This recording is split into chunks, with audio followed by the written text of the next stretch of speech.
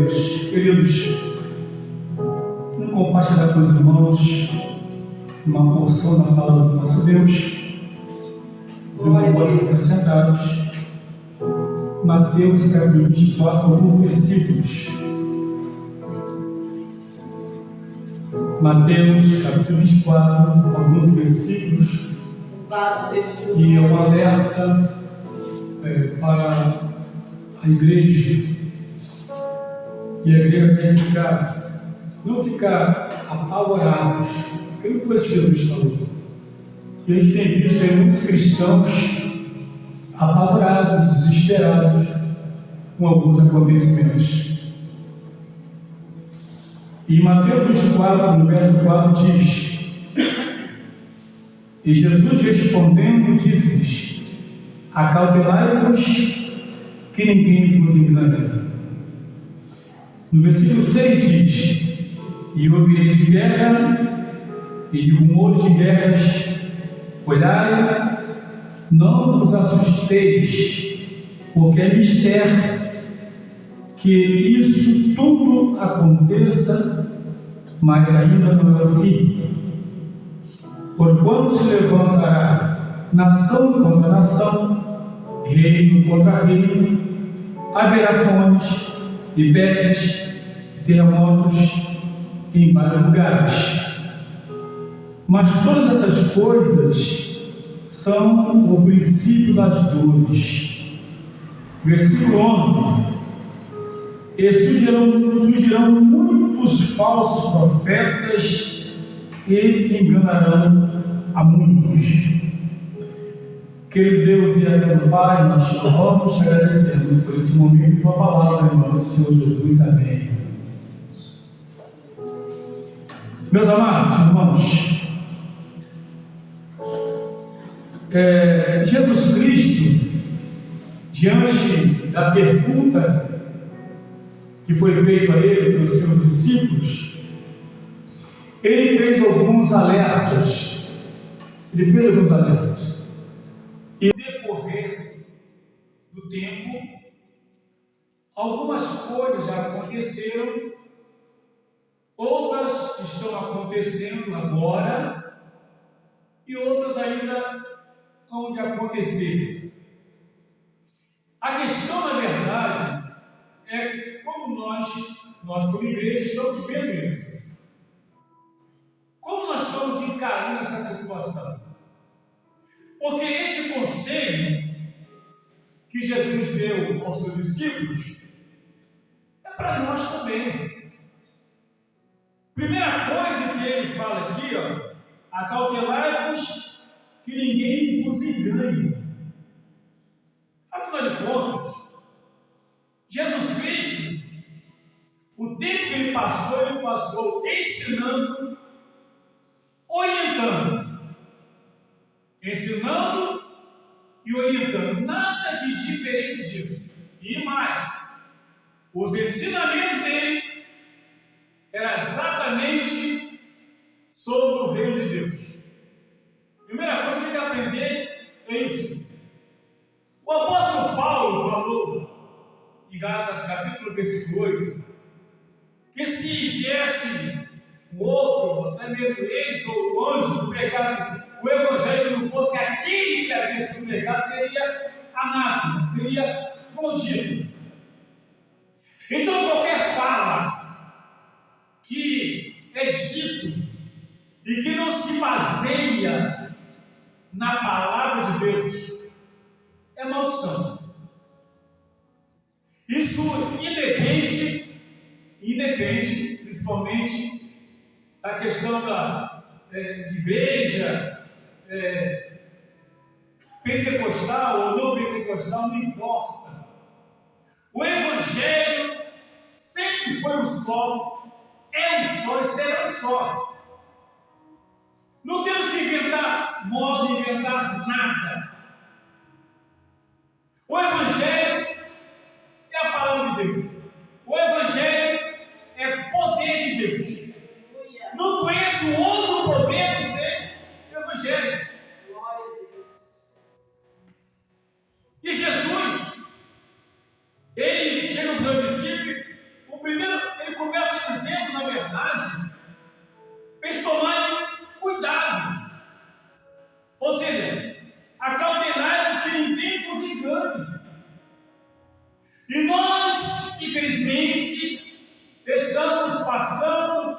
momentos de engano, momentos de mentiras, momentos de invencionice, invenção de moda. A gente não precisa, irmãos queridos, inventar coisas para que a igreja fique lotada, fique cheia. Não precisa disso. Porque segundo a palavra de Deus, em Atos 2, 46 a 47, é só ver o comportamento dos cristãos na época primitiva.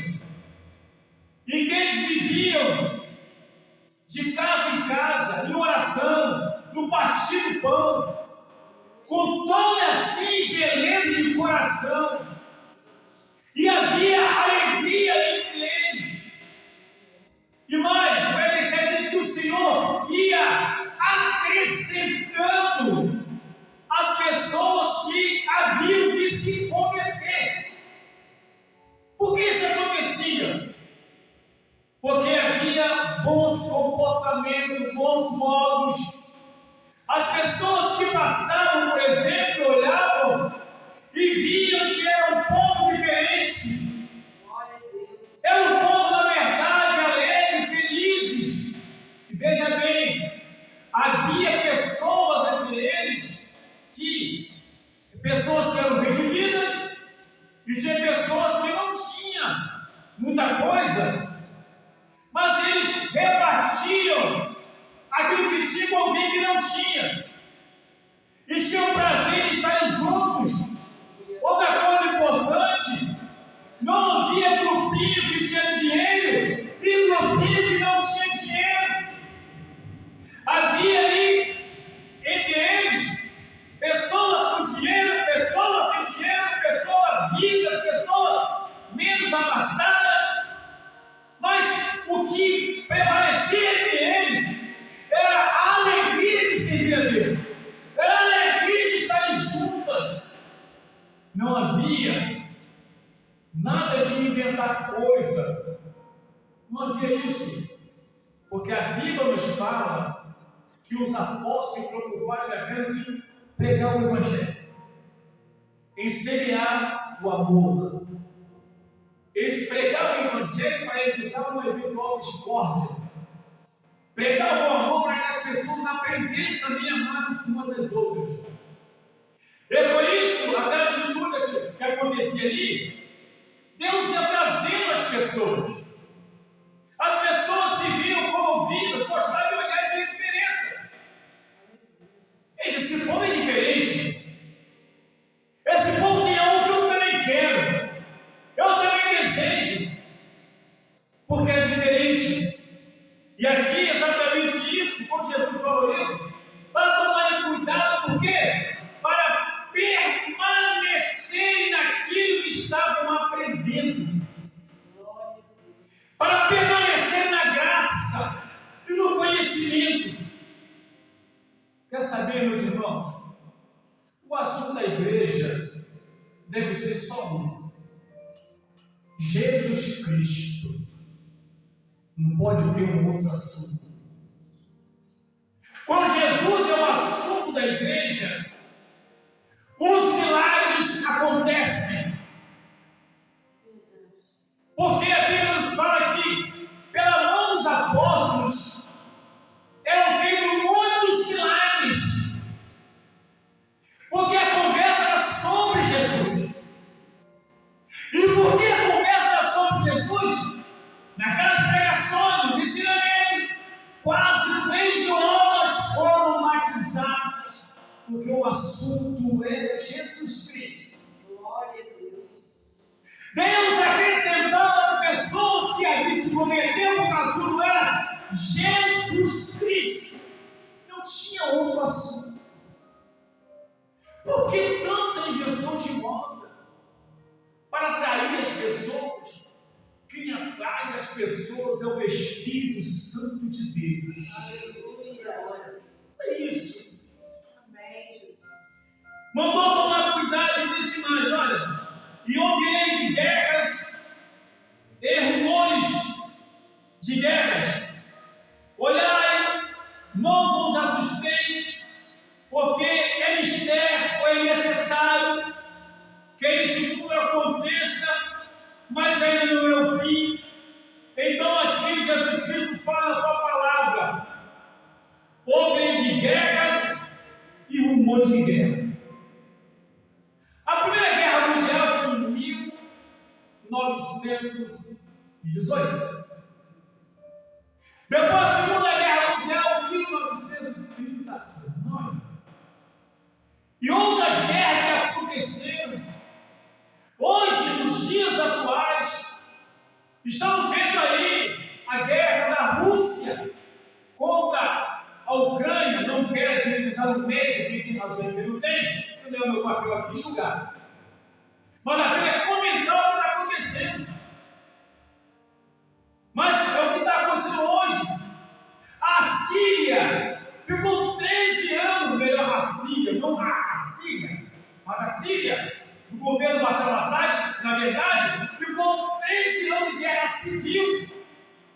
Governo contra a população. Agora que o governo caiu, você olha agora por Oriente Médio. Guerra também, fora a guerra de 1967, 1963, 73, a guerra de 6 dias. Nós tivemos, e ainda continua isso. Guerras, e o rumor de guerra chama-se ameaças. Ameaças como hoje, a Coreia do Norte ameaça, lançando mísseis fabricados por hidrogênio, que é mais de 10 vezes pior do que a bomba de Hiroshima, ameaçando, fazendo testes nucleares. Mas Jesus diz: não se assume com isso, porque é necessário que essas coisas aconteçam. A igreja precisa manter-se na sua posição. Ela não tem que ficar assustada e nervosa com as coisas do próprio Jesus. Porque o próprio Jesus falou que seria necessário que essas coisas acontecessem. Ou seja, aconteceu no passado, está acontecendo no presente, e até o arrebatamento da igreja sabemos quantas vezes mais vão acontecer. Mas é necessário que essas coisas aconteçam. Mas a Bíblia nos diz que ainda ele não é o fim. Se não é o fim, a igreja precisa permanecer em seu propósito, que é adoração a Deus, que é pregando o Evangelho, que é viver uma vida diferente do mundo, viver uma vida de santidade, de separação, como está na primeira carta de Pedro, capítulo 1, 15 e 16. Se aquele que vos chamou é santo, sede vós também santo em toda a vossa maneira de viver. Porquanto está escrito: sede santo, que eu sou santo. Isso é para a igreja. Colossenses capítulo 3, versículo 1. Se pois fosse ressuscitado com Cristo, buscar as coisas que estão em cima, onde Cristo está sentado na terra de Deus Pai. Quando ele fala buscar as coisas que estão em cima, não é no sentido geográfico, não. É buscando o reino de Deus. Isso é igreja. E continuar com o seu papel, com a sua obrigação. Primeira coisa é a devoção e a adoração a Deus. E a outra é levar de onde a mensagem da salvação, a mensagem da libertação, pois ainda não é o fim. Jesus mandou fazer outra coisa. Jesus não mandou se envolver em festividades. Jesus não mandou se envolver com nada disso.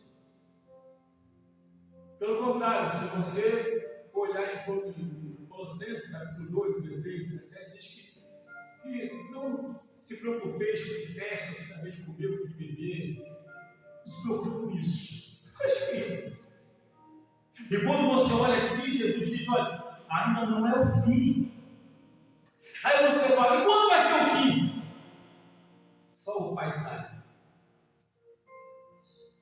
Só Ele sabe. Não dá para poder fazer conta, isso não é uma regra de 3, não é uma raiz quadrada, não é uma equação que você calcula quando é que vai ser. Não é nada disso. Somente Ele sabe disso. Ninguém pode chegar e dizer, como já falaram, quando 2000, quando você dá cálculos furados, que não funcionou e nem vai funcionar, porque o tempo pertence a Deus. Ainda não é o fim, mas como a igreja está inventando isso? Porquanto, está aqui, se levantarão nação contra nação e reino contra reino. Nação contra nação, reino contra reino.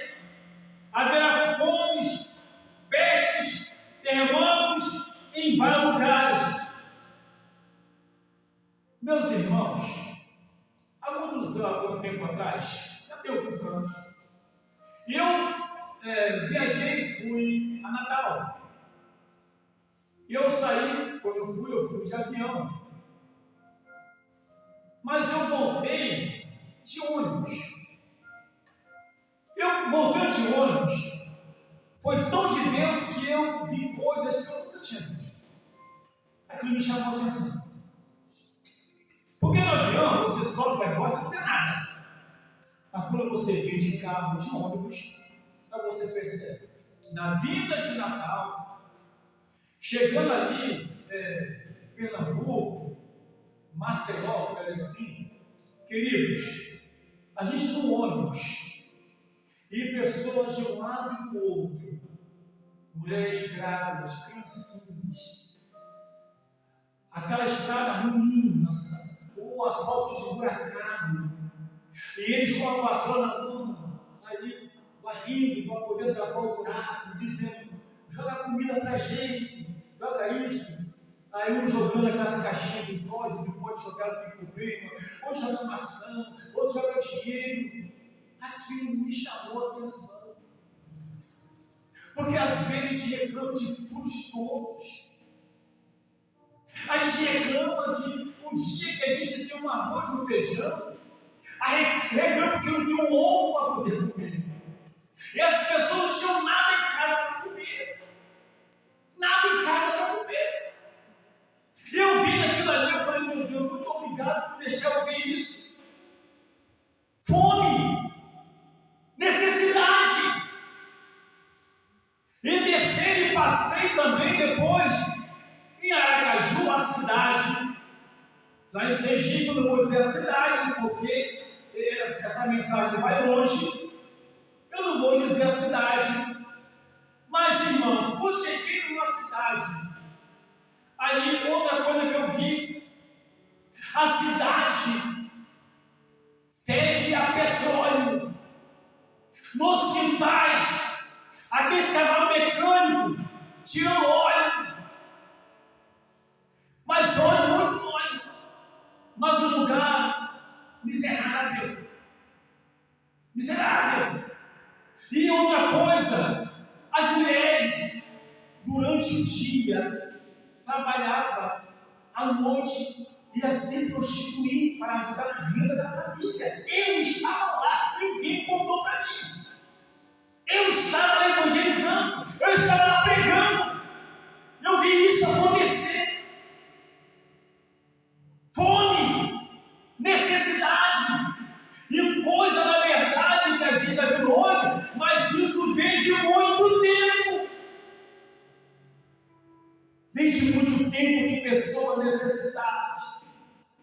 Se os irmãos forem olhar os dados da ONU, vão ver que o que eu estou falando aqui não é nada ainda.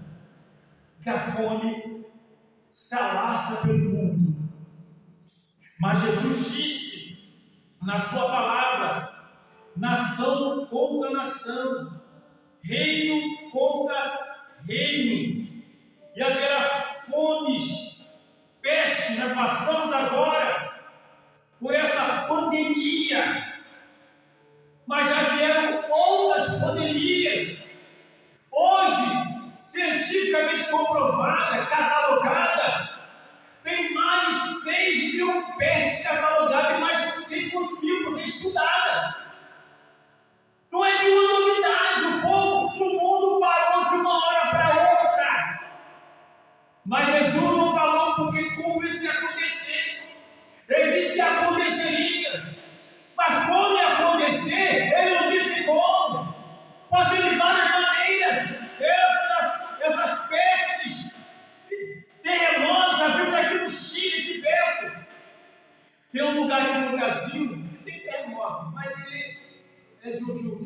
grau menor, não é daquela rixa de 6, 7, não. No Rio Grande do Norte, ali também tem as coisas têm por lá, não é aquela coisa para apavorar. Mas quando viveu no Chile, viveu na fronteira com o Brasil. Agora tem um tempo, mas no Japão isso é normal. De vez em quando acontece, porque o próprio Deus que criou os céus e a terra falou sobre isso.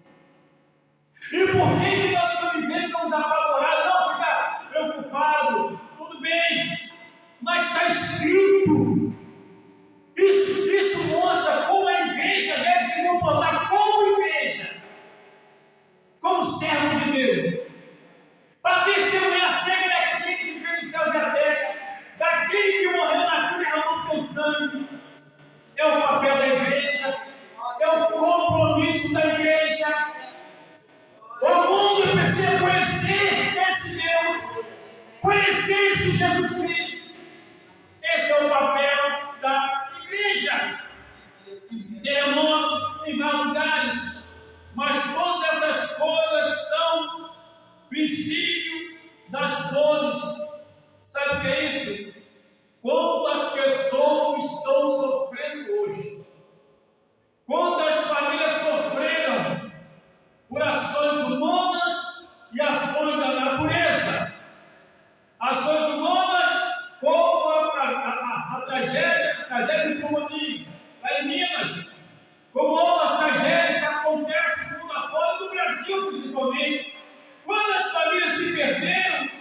Quantas famílias choraram por tudo isso que está acontecendo? Só o princípio das dores significa que virão coisas piores. Virão coisas piores que estão acontecendo, e a igreja precisa cumprir o seu papel, a sua responsabilidade. Primeiramente, em se apegar a Deus. Segundo, levar a palavra.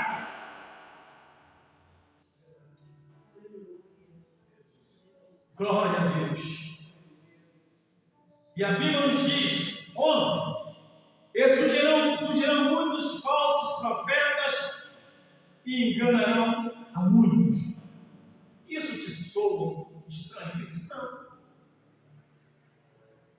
Você conhece o falso profeta, sabe como? Não é aquele que fica entregando falsa profecia só, não. É aquele que faz mau uso da palavra. Você conhece o falso profeta quando ele faz mau uso da Bíblia. Você conhece assim. Por isso que a igreja precisa ler a Bíblia. O cristão precisa ler a Bíblia, estudar a Bíblia. Não depender de comer com a mulher do pastor. Você tem que ter sua Bíblia, você tem que ler, tem que estudar. Não sai, procura, aprenda, percute. Mas não fica só na dependência do pastor. Porque uma hora, porque pastor vem, pastor vai. A salvação é individual, nominal e intransferível. Ou seja, entendemos uma coisa: se o pastor errar, você não vai errar. Se o pastor cair, você não vai cair. Deixa ele cair sozinho. Deixa ele cair sozinho, não caia com ele. Porque você precisa ter a Bíblia, ter conhecimento. Está preparado.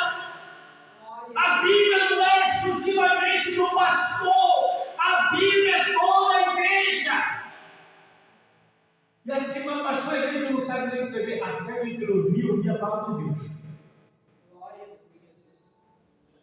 O pastor é apenas um ícone, ele não salva. O pastor não liberta, quem liberta é Jesus. Quem salva é Jesus. A honra e a glória é dele. E você olha para aqui na palavra de Deus, e você vê que Jesus já havia feito um alerta. Isso assim que Jesus foi assunto aos céus, já surgiram-se algumas pessoas na época, não vou tecer comentário, vai dar tempo aqui. Mas já surgiram muitos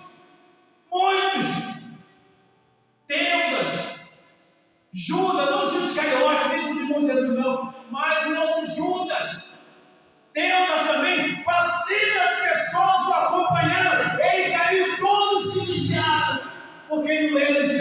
apresentar. Mais uma vez, você conhece o nosso profeta quando ele faz uso da Bíblia Sagrada, quando fala o que Deus mandou falar, quando fala aquilo que ele quer, para poder tomar o teu tiro, para te enganar, para não ser enganado. Isso é Bíblia. Não precisa nem se preocupar em fazer seminário, não. Seminário já é outra coisa. Mas cria o hábito de ler a Bíblia. Cria o hábito de orar. Porque quando você ora e você lê, o Espírito Santo se encarrega de te esclarecer. Está aqui, ó, João 14, 26. Jesus falou para o discípulo: mas o Espírito Santo, o Consolador, que o Pai enviará em meu nome, este vos ensinará todas as coisas e vos para lembrar que vos tenho ensinado. Como é isso, pastor? Sim. Primeira coisa, quando ele fala lembrará todas as coisas, que Jesus seria assunto aos céus. E a preocupação de Jesus era que seus discípulos esquecessem todo o ensinamento, toda a orientação que haviam recebido dele. E para que isso não acontecesse, o Espírito Santo ia lembrando, veja o ensino que você aprendeu, veja o que foi ensinado, como você deve se comportar, lembrando todo o tempo, todo o tempo, todo o tempo.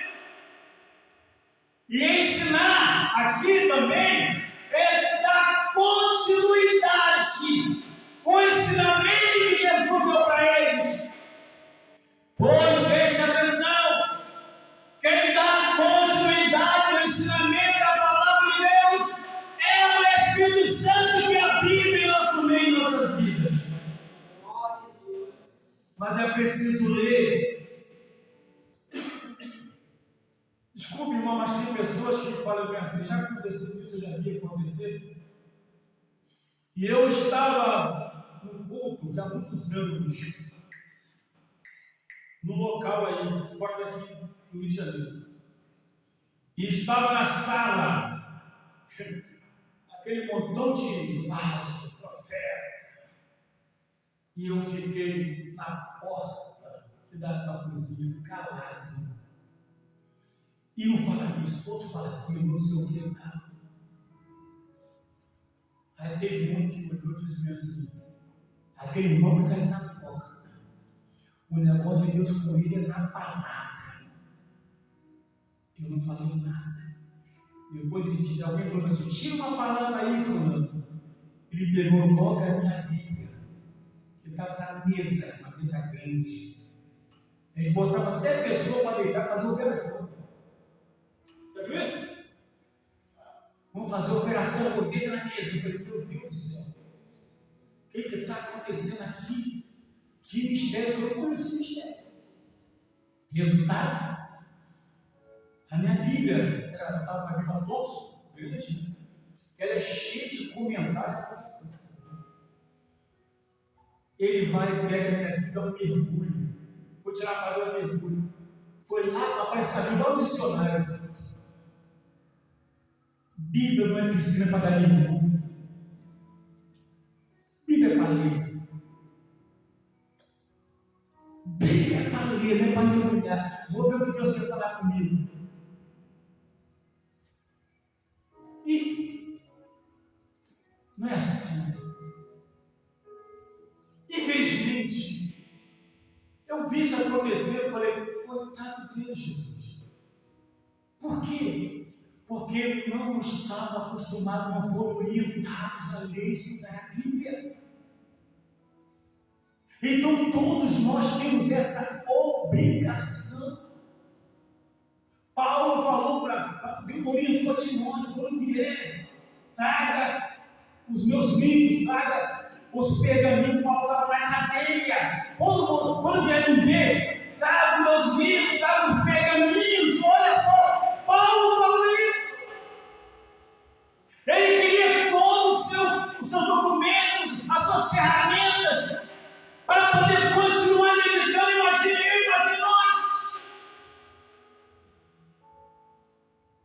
Se você fizer isso, você vai continuar, você vai aprender como identificar o falso profeta. E a gente vive hoje essa amargura de falsos profetas, de só pegando aquilo que convém a ele, só pega aquilo que traz dinheiro, só pega aquilo que o beneficia. E quando isso, a igreja vai ficando sem se alimentar, sem se hidratar, uma igreja desidratada, porque não tem a água da vida, uma igreja desnutrida, porque não tem o pão da vida, porque isso não dá dinheiro, isso não enriquece ninguém. Mas a palavra de Deus não é para enriquecer ninguém, não é para isso, não é para enriquecer ninguém. É a palavra de Deus. Louvado seja teu nome. A gente vive isso hoje, mas o meu conselho é: não confie em mim, confia em mim. Glória a Deus. Não confie em mim, confie nele. Porque se eu cair, você não vai cair. Se eu me vigiar, você não vai se vigiar. Uma coisa é você respeitar a pessoa, outra coisa é confiar friamente. Eu confio, não. Confia nele. Leia, tenha isso aqui como estilo de vida. Estilo de vida. E você vai crescer na graça e no conhecimento. Jesus vai ver, você vai sentir Deus todo o tempo do teu lado, da tua vida. Porque Ele vem pela tua palavra. Buscar o Senhor enquanto se pode achar em qualquer coisa da perto. O fim vem e está chegando. Fiquemos de pé em nome do Senhor Jesus Cristo. Glórias a Deus.